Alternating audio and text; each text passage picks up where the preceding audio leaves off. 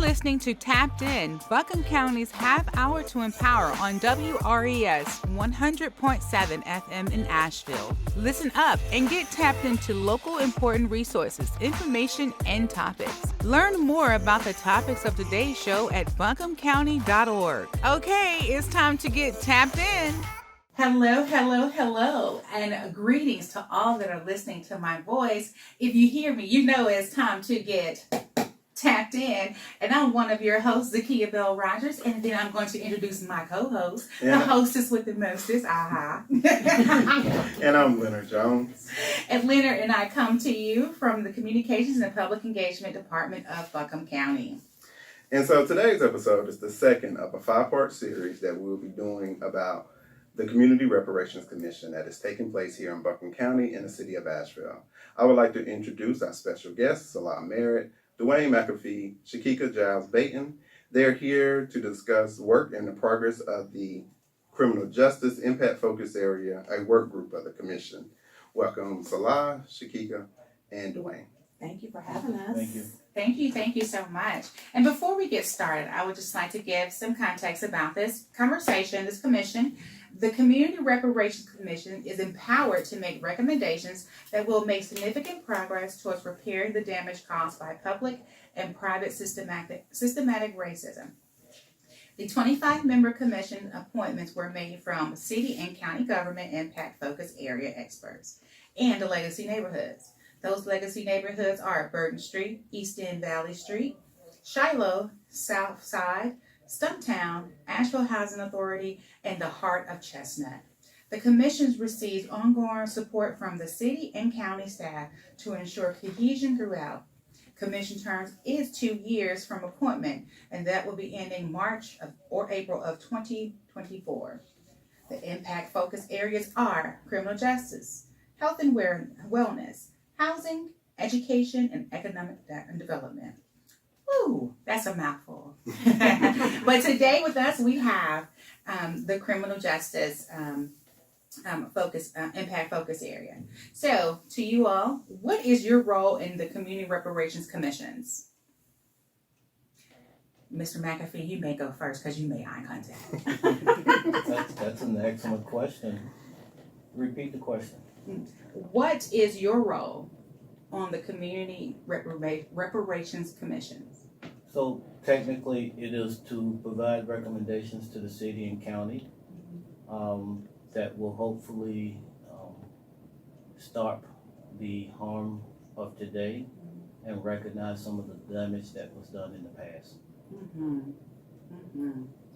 So, what does that mean to you when you think about the criminal justice impact focus area? What does that mean to you? Well, so that's actually layered. For me, criminal justice and education cannot be divided. Yeah. We find that if you are coming from a place of where you do not have your basic reading, writing, arithmetic skills, you are much more likely to end up in trouble in school. And then because we don't have the stop gaps in place, these children go from school sometimes directly to jail. And I think that they should be eliminated immediately. No parent should send their child to school and then get a phone call that that child now is locked up in jail. Phone call should have happened a lot sooner. A lot sooner, because we all know that we're mostly reactive and proactive. And so that is an excellent point. If we educate and give that information to our youth and their parents, then they can hopefully find the resources. Absolutely. Shekiki, what would you like to add? I mean, in general, like, that's focusing on the education, but our numbers in the criminal justice system and the prisons in general is high, disproportionately high. So just stepping outside of the education, poverty leads to crime. Lack of housing leads to crime, lack of opportunity leads to crime. So that's the reason, trying to get at the root causes for why we're in the criminal justice system is kind of one of my focuses here, and trying to make recommendations to fix that. And so we know with the impact focus areas, y'all have community meetings and y'all meet. Where are the criminal justice impact focus area meetings are held and when? We are the second and third Wednesday at the Montfort Community Center at 6 p.m. 6 to 8. 6 to 8 p.m. 6 to 8. So that's second and third Wednesday, Montfort Center, and that's from 6 to 8 p.m. And is there any time where like it fluctuates or changes? Is the schedule consistent this month? Yes. This upcoming Very month? Okay. consistent, yes. Because I just want you all to know, because July is right around the corner. You blink today, it'll be July tomorrow. So in July, it's the second and third Wednesdays. So do not forget and attend if you can. You want to go? You want to ask this question because I got one. Well, also just with those, public can attend those meetings as well. Absolutely. So they open to the public and encouraged to come out to the meetings. Okay. So what are some of the harms that your group has identified? So we all have life experiences when it comes to criminal justice. Mm-hmm. The harms that we have identified are the harms that have been in existence for a long, long time. If we are disproportionately put into the criminal justice system, someone has to start asking how and stop just calling it the system. How does the system start?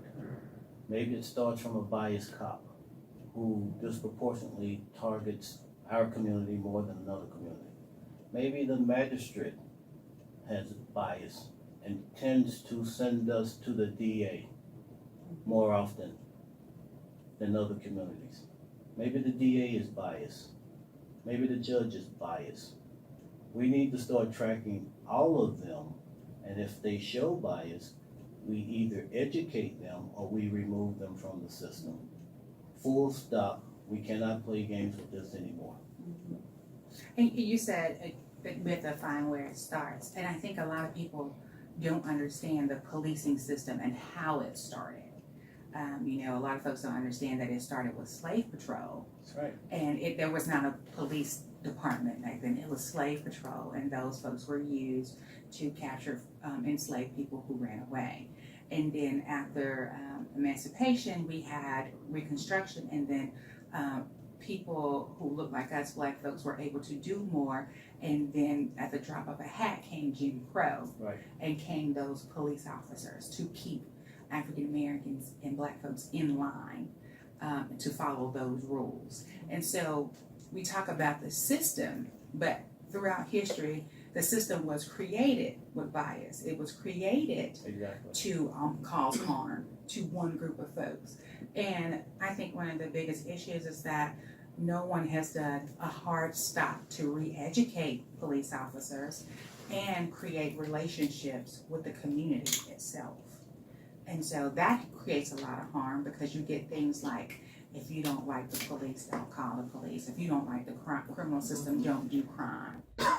And we know that, there are so many reasons why people commit a crime.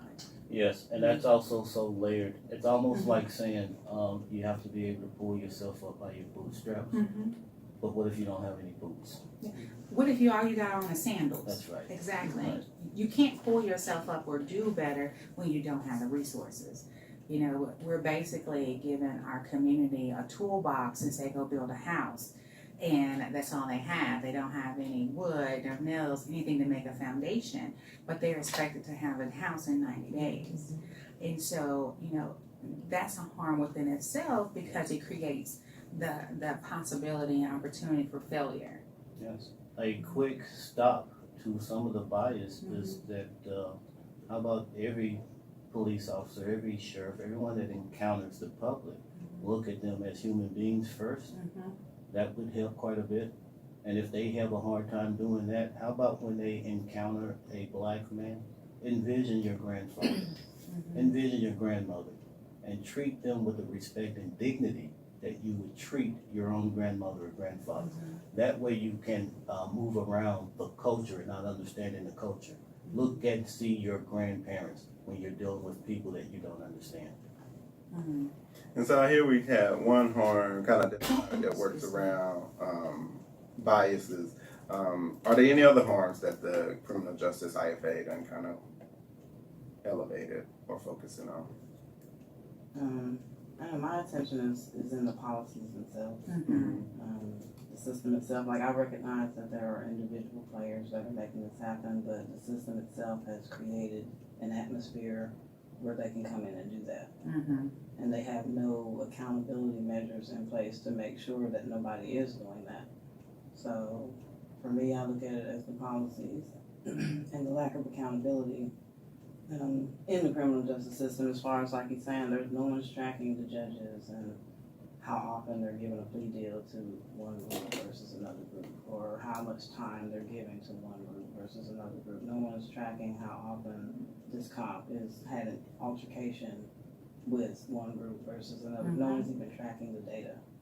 So to me, that's just a lack of accountability, and part of that is just intrinsic in the system and the policies. Mhm. And let's not forget, the criminal justice system, especially the prison system, that's a cash pipeline.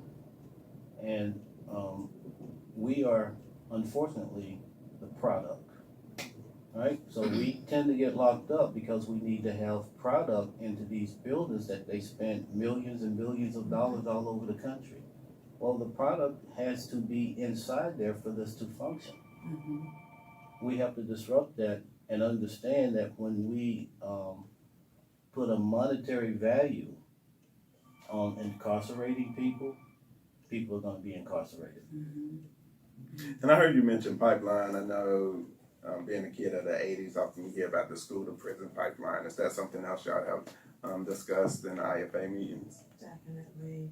We talk about the SROs in the schools. Mhm. That's been a huge conversation. I'm gonna let Mr. McAfee kind of share his thoughts on that because he's kind of working with the schools. I've been in the schools. So quite frankly, if we're going to have officers in the schools, and in today's time we probably need them, they should be so child friendly, Mhm.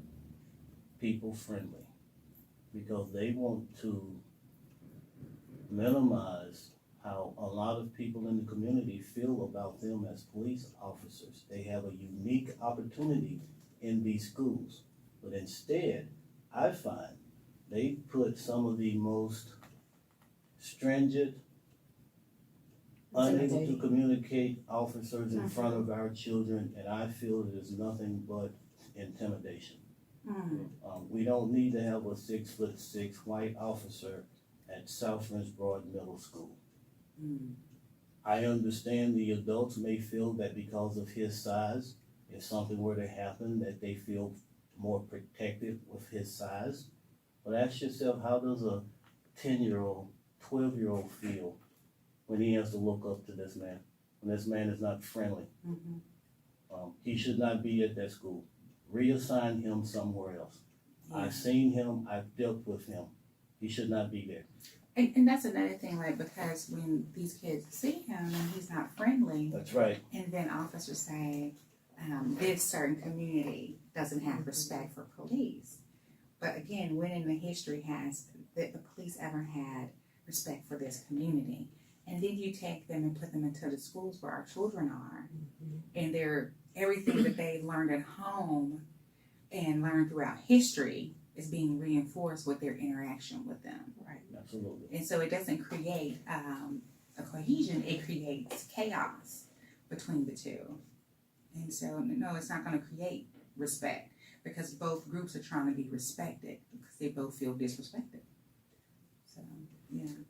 So have y'all had any like potential or draft recommendations that y'all starting to kind of massage or flush out better?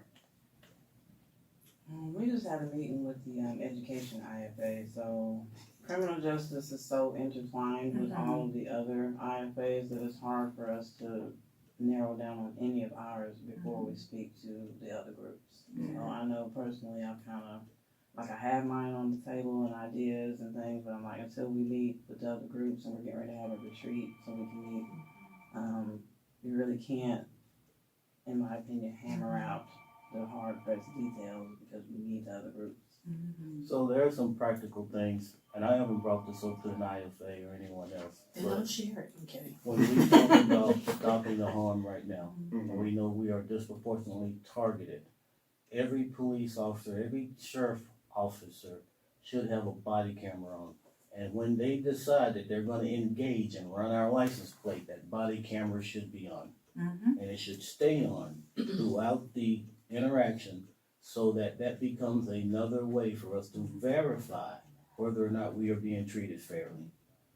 And anyone that opposes that, I could only imagine that they would suspect that they may, we haven't talked about this, but,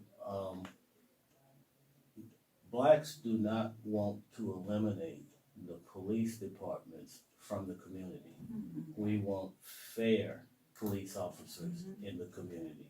That's a big difference. We shouldn't have to call the police because a loved one is having an episode of whatever kind, and then that ends up in tragedy. Yeah. There's no reason for it. And to say that we don't culturally understand you anymore does not hold for me, guys. Mm. So, and that has been a reason for the behaviors that we don't culturally understand you. If a black kid turns and does not respond to the police officer's request and he turns to walk away, that young man could get shot in the back. Mhm. But we have seen video and proof that others in the community can be as disrespectful, move away, run away from the police, and they never pull their guns out to pull the trigger. So are they pulling the trigger because they see a black person, or are they pulling the trigger because they see a suspect? Because those numbers should reflect that. Mhm. Well, it just seems very odd that they are allowed to shoot someone in their back, because I know if you're like standing your ground and someone leaves their your house and their back is turned, you're no longer allowed to shoot. Right.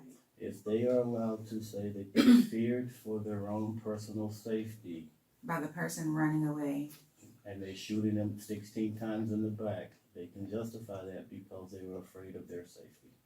They were afraid for their lives. And I think that narrative has to be dissected. Because fearing for your life of someone, it's like the sight of a black man in creates fear for your life.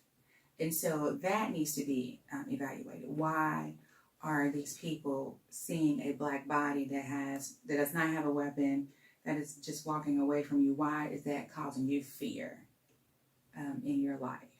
So I think that's a lot of those stereotypes and myths that have been instilled into these folks. And then, we talk about criminal justice, we have to talk about the education of, not only police officers, but judges and attorneys and DAs. Those things need to be looked at. How are they educating folks about the history of America in the criminal system? And so, Buncombe County is doing great work, but it is so massive that we would basically have to take the entire criminal system of America, of the United States, and dissect it. And my fear is that it won't be able to get completed before my time. If they just, it's almost like they need to take the system and ball it up and just start over. Right? There are some good points and parts, but at the end of the day, what we need to have is just absolute transparency in what we are doing. What does policing mean? Yeah. What is the common denominator? When we as citizens reach out for law enforcement, we have already been victimized. That's why we're reaching out. Then to have those very people with the sign on the door to say serve and protect, come and victimize you again in a second way, that's going to make people reluctant to want to get involved.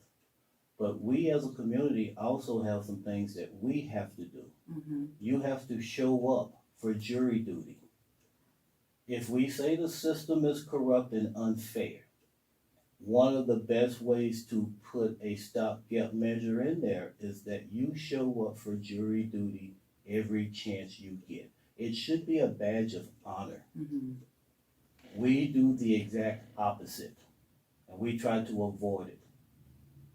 If maybe one of us was on the jury when they were prosecuting an innocent black person, Mm-hmm. maybe we could understand that to our 11 other jurors, and that verdict would never come down to begin with. Because we hear stuff when they pull the jury, Mm-hmm. well, if he was innocent, why did he run? Well, if you're black and a policeman says stop, my immediate reaction is to run. Mm-hmm. It is not to stop and say, sir, what can I do for you? Are you kidding me? And that is like, that run emotion is like embedded into our DNA. It's the fight or flight. Yeah. Fight or flight. Yes, that Because they of instill, historical. that has been instilled because of facts. So Yeah, that, facts and historical, Right. Data. Right. That's right. Yeah. so you can't have us feel necessary to flee when you're around and then want us to capitulate just because you're there. You can't have it both ways. That goes back to the cop at the school. Like, you started with the baby and you scared the crap out of them. And you showed them that the police were just there when you get in trouble. They're not there to help you with anything. Just when you get in trouble, they're going to be in your face. They might take you off somewhere. You might go away in handcuffs. And then you grow up and you see a cop. You're not stopping. Mm-mm. When you see one, you're going to go the other way. You're going to look hard. Like, you're going to do all the things they deem as suspicious, but that's because you're scared. Yeah. And so here we talk about a lot of like personal lived experience as well as just like a collective community approach around criminal justice. Going back to just your IFA meetings and, you know, as y'all work through identifying the harms and coming up with your recommendations, what's some of the organizations or special guests that the IFA criminal justice then had to kind of help work through some of the issues that people are bringing forward? We've had quite a few. We've had Fiscal Legal come in. We've had the Buncombe County Sheriff come in. The DA has come in. Public Defender has come in. We have talked to a lot of different things. Excuse me. But again, when we're talking about criminal justice, my own personal life experience probably weighs more weight to me. They're telling me what we already know, Mm-hmm. right? But what they're not telling us is a solution. Yeah. We've had Philip Cooper come in, so you all are Yeah. probably familiar with him. You know, he's about second chances. We've had Brent Bailey, who works at the Justice Resource Center as well. The Vera Institute did a online or video presentation to us as well. So what we're trying to do is get all the different aspects and views of and input and intake from what people see when it comes to criminal justice. But a lot of lived experience within the room, and that's, you know, where our conversations go. Like, this is what I've experienced when it comes to criminal justice, and then how do we navigate that, right? There's so many injustices when you look at the criminal justice system. You know, I have a family member who spent 30 years in prison for a crime he didn't commit, Right. and then they were finally able to overturn it, and then they found out that the police planted all this stuff. And so 30 years, 18 to 48 years old, life lost. And so you can't say, oh, sorry, you know, that was back then. That, you know, that's not something you can even create an apology for. Right. No. And so, you know, we have so many stories like that. And then we have so many stories where people have just been casually walking down the street and been harassed. Yes. And so, you know, how, you know, thinking about those things, because some of those officers are still there. So how do we educate a community and educate a system and create a working relationship? Because we're not going anywhere, Right. and they're not going anywhere. So what, how do we bridge this gap? I think it's how we bring officers in as Mhm. well. I can give an example because I worked for the police department in Savannah, Georgia, and we had a police chief that came in, and there were some things that had happened with our former police chief, who was actually in federal prison for what he had done. Wow. So you come into a department and you lay down the law, right? You don't make exceptions. So when we're hiring police officers, we don't make exceptions because we're desperate to put someone in that seat, right? Yeah. If there's things that are not acceptable, then that police officer they're not hired, right? No exception. I think it's how you bring them in. I think it's from the top down. It's how you lead. And this chief that I was under, he came in and he pretty much said, "This is how I lead, and if you don't like it, I expect your gun, your badge, and your resignation on my desk." And I will tell you that there were several people who brought their guns, their badges, and their resignations and put them on his desk because they weren't ready for that change. And I think it sounds harsh, but it's needed because you need people who want to do the job. So we talk about SROs and those who are in the school. I had officers that were under me, and we did a lot of community policing. But what we found is that they loved what they did. So we didn't put someone in that part of the Savannah Impact Program, which is what it was, who didn't like dealing with community and working with kids, and who didn't like going to the schools. The officers that were serving in those roles, they were passionate about that, helping people, helping communities, serving in schools. So you put people in the roles and where they're the best fit. And that made me smile because I just thought about something. You say that you put people in the roles that they fit in. And so when we are looking at these officers, we need to understand, why are you choosing to be an officer? Is it to serve and protect, or power and control? Was I bullied in high school and I just want to get back at everybody because I'm mad? Yeah. I mean, that's a real thing. I laugh about it, but it's a real thing.